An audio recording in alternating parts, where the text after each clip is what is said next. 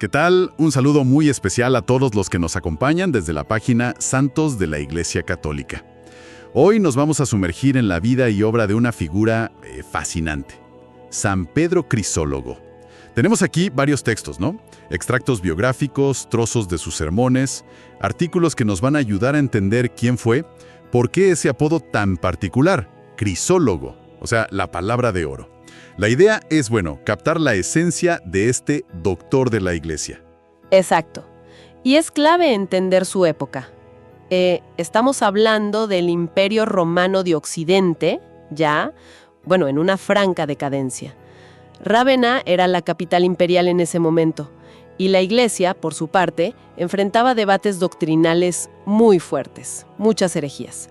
Veremos cómo Pedro Crisólogo, navegó esas aguas turbulentas. Arranquemos por el principio. Nació en Imola, allá en Italia, entre el 380 y el 406, más o menos. Su padre, fíjate, fue obispo de esa ciudad. Sí, y fue educado y luego ordenado diácono por el sucesor de su padre, el obispo Cornelio de Imola. Y aquí viene un giro interesante, ¿no? Hacia el 433. Totalmente. Muere el arzobispo de Rávena, entonces Cornelio viaja a Roma y Pedro va con él. La tradición cuenta que el Papa Sixto III tuvo una visión. San Pedro Apóstol y San Apolinar le dicen, básicamente, no confirmes al candidato elegido por Rávena, nombra a este joven, a Pedro. ¿Una visión?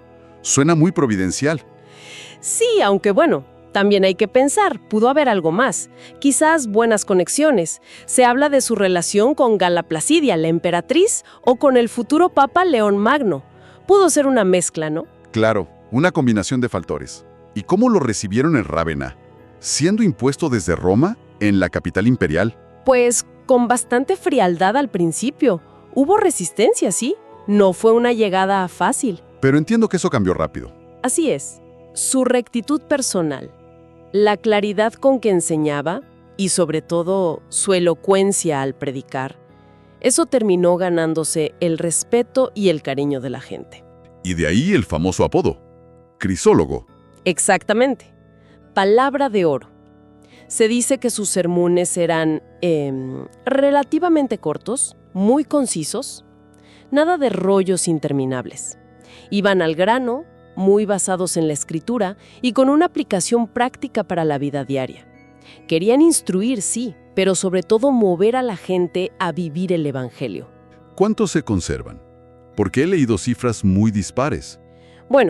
Auténticos se consideran unos 176, aunque la tradición le llega a atribuir más de 700, imagínate.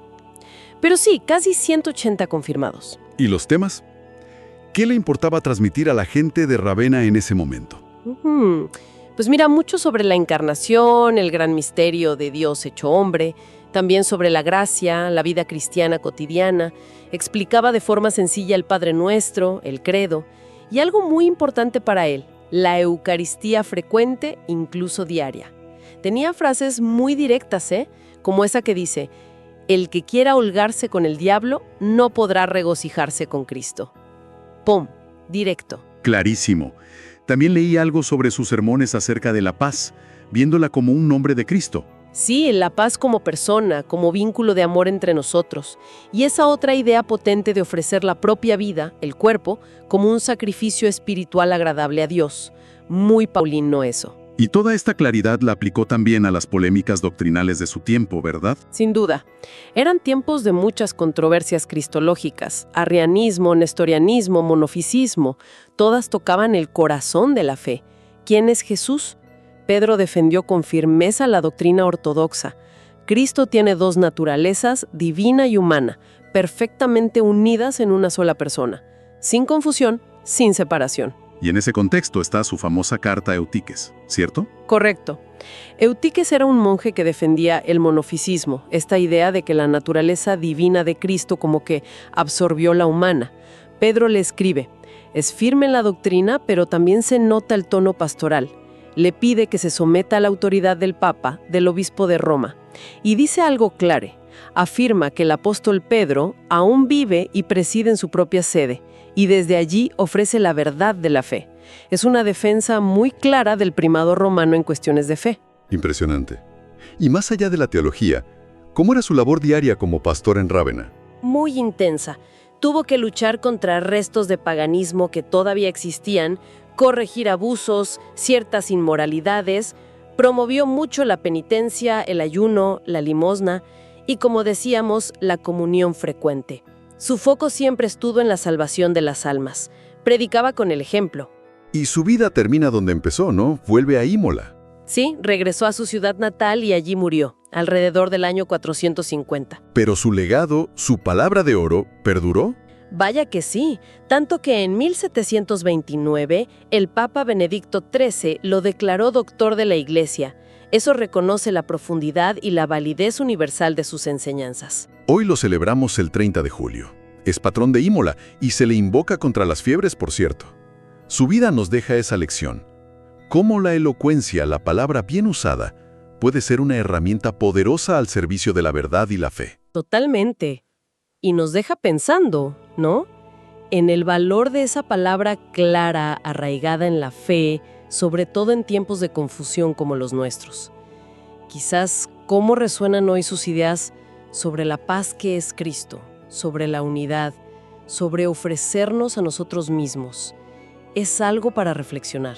Bueno, y para cerrar esta conversación tan interesante, ¿qué mejor que unirnos en una oración inspirada en su espíritu?